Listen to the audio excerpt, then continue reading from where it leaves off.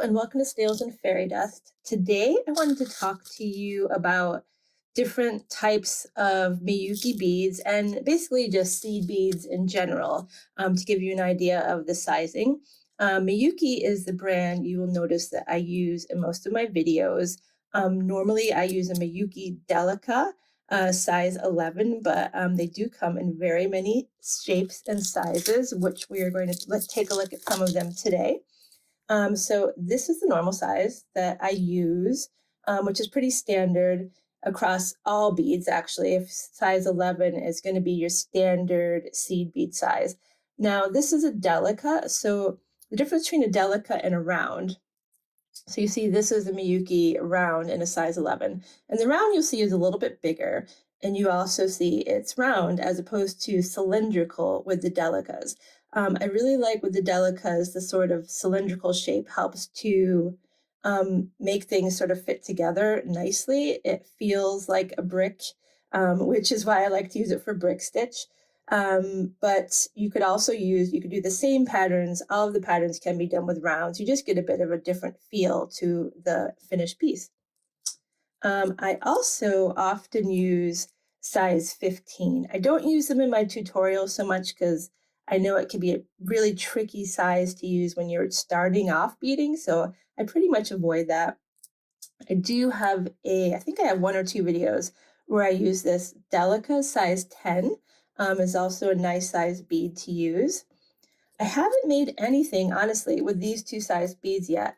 I've ordered a bunch of them because I'm obsessed with beads and I have a lot of beads I haven't used, but also I just wanted to see the size and sort of have it inspire me for something in the future. I think it would also be good for my children to use, although delicate beads are expensive and I don't necessarily want to hand them out to my 7-year-old.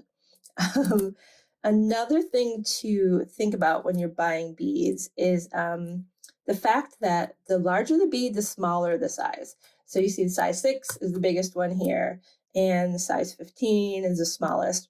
I think you could go smaller than 15. There might be a 13. I'm not sure if there's a Miyuki. Don't quote me on that. 15 is the smallest I ever use. I'm not sure my eyes could handle anything smaller than that. So there you have it with the bead sizing. I just wanted to show you some examples.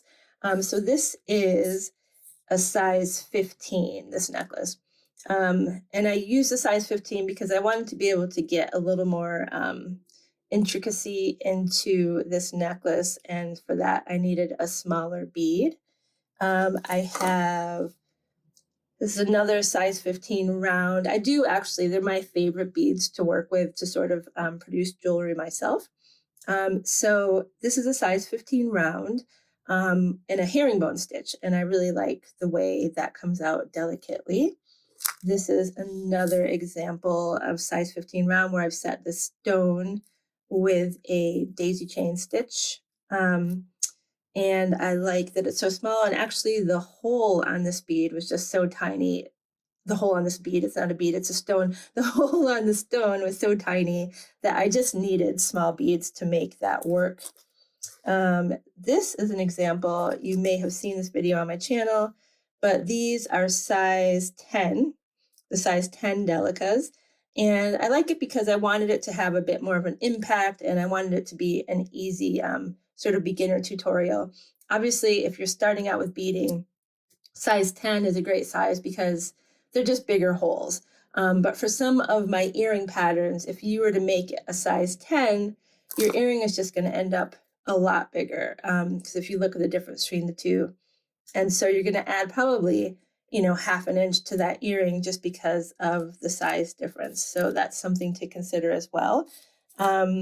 Here's some other examples. This is a bracelet in a size 11 and a necklace made in a size 11. But then when I'm doing something like herringbone stitch, I prefer to use the round beads just because I like the way that it fits together when you're doing a herringbone stitch. They sit nicely. So it's tricky. I mean, you want to have a lot of beads in your stash, but I guess when you're starting, just pick one that's consistent and then slowly add. I also wanted to show you, so these are check Preciosa beads. It's a decent quality bead, pretty consistent sizing. They're a lot cheaper than Japanese seed beads, so it's a more affordable option.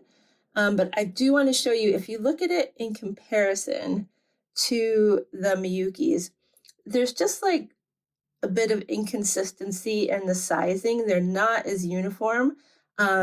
But it's definitely a fine bead to get started on. I actually have these check beads around because those are the ones I let my children use to sort of practice their beading.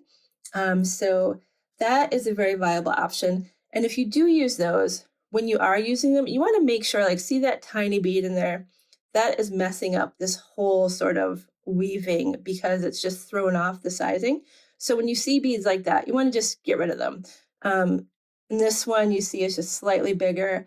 I mean, you have to sort of cull them, but if you cull out the bad beads, you can get, really great results from these check beads. I wouldn't use any sort of plastic beads or sort of no name cheap beads to get started with because you'll just end up with work that doesn't line up, and it just doesn't look nice, and you don't feel like you don't feel as accomplished. So you just want to go with a higher quality bead, especially if you're bead weaving. If you're just stringing beads, then I think it's okay to use a cheaper bead when you're starting. But if you're going to be bead weaving, you definitely want to pay a bit more for your beads to get better quality results. And I think that's all I have to say on that for today. um, Oh, here's another example of delicas in a size 11. There's a video for this on my channel or something similar. The pattern's on my website. But I just really love the way delicas line up. I don't know, they just make me happy inside. But in the future, I am planning to do more round bead tutorials because I know that's what a lot of people have at home. So I am brainstorming some things and they will be coming soon. And I hope this helped you out, and happy bead shopping and happy beading. And I'll see you soon. Okay, bye.